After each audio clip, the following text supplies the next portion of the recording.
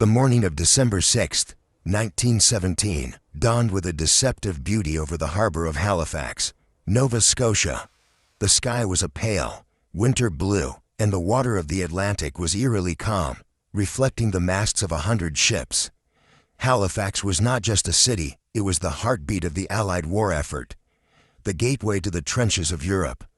Every day, ships left these docks loaded with soldiers, horses, and steel, bound for the Great War raging across the ocean. The city was alive with the machinery of conflict, prosperous and proud, unaware that it was sitting on the edge of extinction.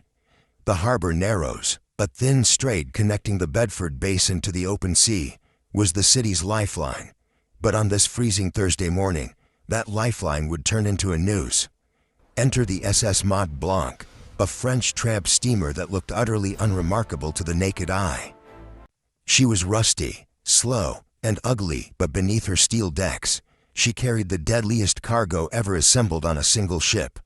6 million pounds of explosives, TNT, picric acid, gun cotton, and deck upon deck of high-octane benzol barrels stacked like dominoes. She was not a ship anymore, she was a floating volcano. A nuclear bomb before the nuclear age.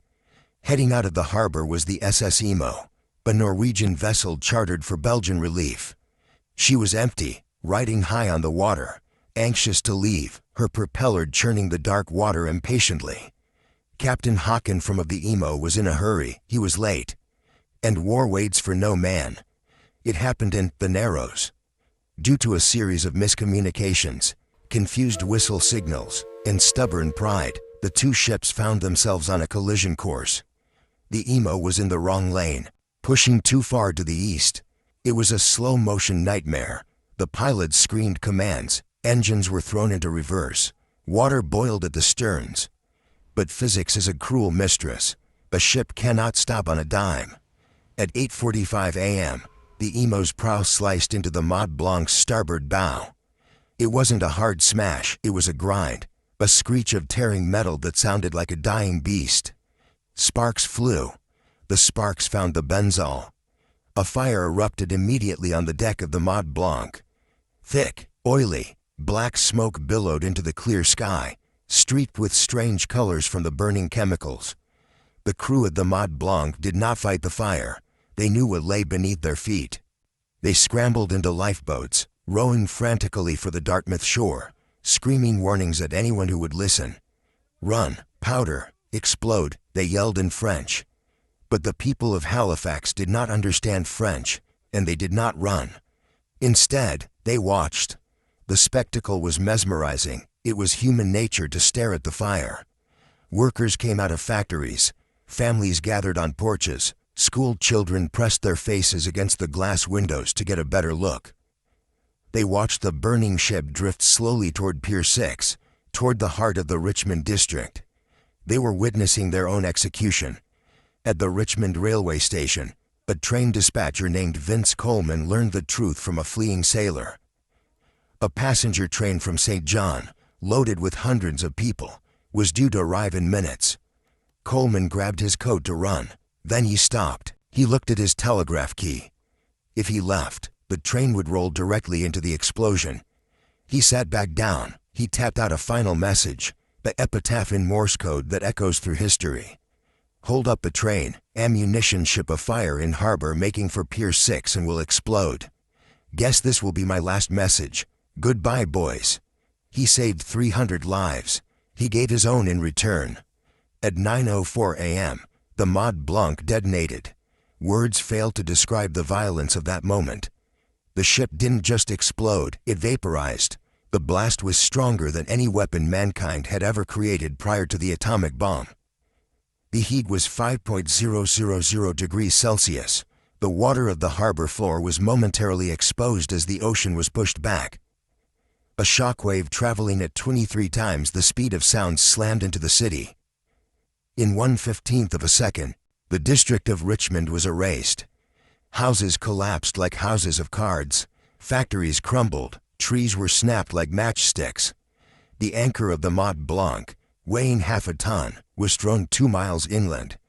The barrel of one of its cannons landed 3 miles away. But the most horrific wound inflicted on Halifax was specific, cruel, and tragic.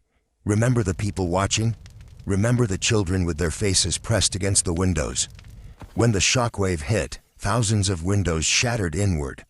The glass turned into a blizzard of razor-sharp daggers, flying directly into the eyes of the spectators. Hundreds were blinded instantly. Halifax would later have the largest population of blind people in the world for a generation. The explosion was only the beginning. Minutes later, the displaced water of the harbor roared back in a tsunami, 18 meters high. It swept over the shattered docks, drowning those who were trapped in the rubble, extinguishing the fires only to pull the debris out to sea. Then came the black rain.